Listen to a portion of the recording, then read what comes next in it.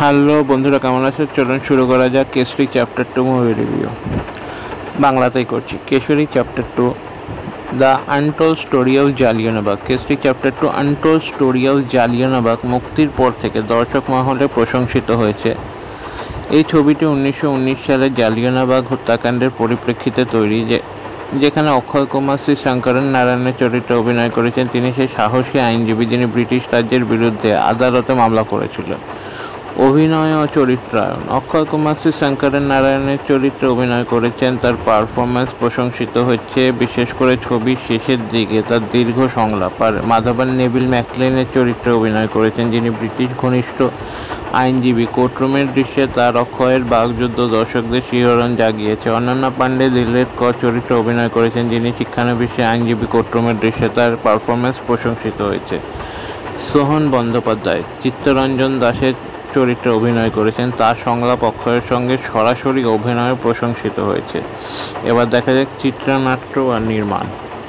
ছবির চিত্রনাট্য শক্তিশালী। কোর্টরুম দৃশ্যগুলো বাস্তবসম্মতভাবে উপস্থাপন করা হয়েছে। পরিচালক করণ সিং ত্যাগী কোর্টরুমে এমন একটি মঞ্চ হিসেবে ব্যবহার করেছেন যেখানে প্রতিটি সংলাপ গুরুত্বপূর্ণ। অক্ষয়ের শেষের 20 মিনিটের একক সংলাপ বিশেষভাবে প্রশংসিত হয়েছে।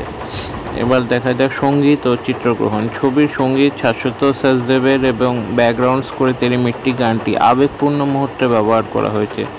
চিত্রগ্রাহক দেবজিৎ রায়ের কাজ প্রশংসিত হয়েছে, বিশেষ করে উপনিবেশিক যুগের পরিবেশ ফুটিয়ে তোলার। এরপর বক্স অফিস ও দর্শক প্রতিক্রিয়া। ছবিটির বক্স অফিস সফল হয়েছে এবং দর্শকদের মধ্যে ইতিবাচক প্রতিক্রিয়ার সৃষ্টি হয়েছে। অনেকেই ছবিটিকে দেশাত্মবোধক ও শক্তিশালী হিসেবে অভিহিত করেছেন। সারাংশ মুভির: কেশরী চ্যাপ্টার 2 একটি শক্তিশালী কোর্টরুম ড্রামা যা ইতিহাসে গুরুত্বপূর্ণ অধ্যায়কে জীবন্ত করে তুলেছে।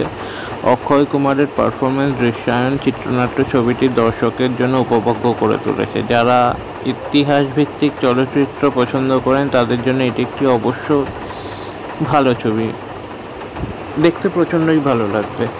তো যদি কেউ মুভিটা না দেখে থাকো, একবার গিয়ে অন্ততপক্ষে দেখে এসো, বা ওটিটি বা বিভিন্ন ওয়েবসাইট আছে সেখান দিয়ে একবার ওয়াচ করতে পারবো, বা টিভিতেও দেখতে পাবো।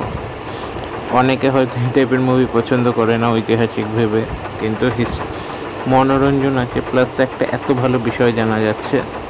যদি কেউ মুভিটাকে খারাপ বলে থাকে তো আমি সেটা তার পার্সোনালি বক্তব্য, কিন্তু এটা আমার মতে, যদি আমার সাজেস্ট করা মুভি দেখতে চাও এটা প্লিজ একবার হলেও দেখো। প্রচণ্ড ভালো মুভি, দেখতে খুবই ভালো লাগবে।